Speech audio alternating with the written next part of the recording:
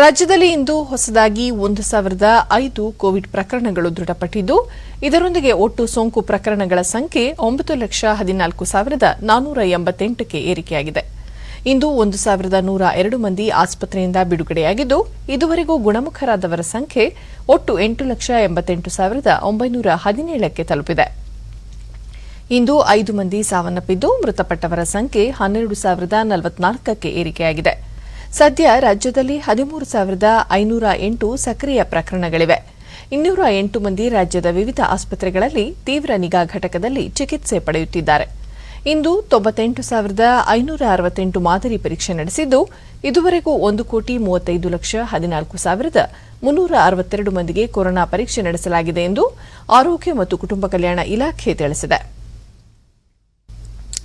ಬೆಂಗಳೂರಿನಲ್ಲಿ ಇಂದು 578 ಮಂದಿಗೆ ಸೋಂಕು ತಗುಲಿದ್ದು, ಒಟ್ಟು ಸೋಂಕು ಪ್ರಕರಣಗಳ ಸಂಖ್ಯೆ 3,85,586ಕ್ಕೆ ಏರಿಕೆಯಾಗಿದೆ. ಇಂದು 600 ಮಂದಿ ಆಸ್ಪತ್ರೆಯಿಂದ ಬಿಡುಗಡೆಯಾಗಿದ್ದು, ಇದುವರೆಗೂ ಗುಣಮುಖರಾದವರ ಸಂಖ್ಯೆ 3,72,479ಕ್ಕೆ ತಲುಪಿದೆ. ಸದ್ಯ 8,819 ಸಕ್ರಿಯ ಪ್ರಕರಣಗಳಿವೆ. ಬೆಂಗಳೂರಿನಲ್ಲಿ 4 ಮೃತಪಟ್ಟಿರುವುದು ಸೇರಿದಂತೆ ಒಟ್ಟಾರೆ 4,287 ಮಂದಿ ಸಾವನ್ನಪ್ಪಿದ್ದಾರೆ. ವಿವಿಧ ಜಿಲ್ಲೆಗಳಲ್ಲಿ ವರದಿಯಾಗಿರುವ ಪ್ರಕರಣಗಳ ವಿವರ ಇಂತಿದೆ.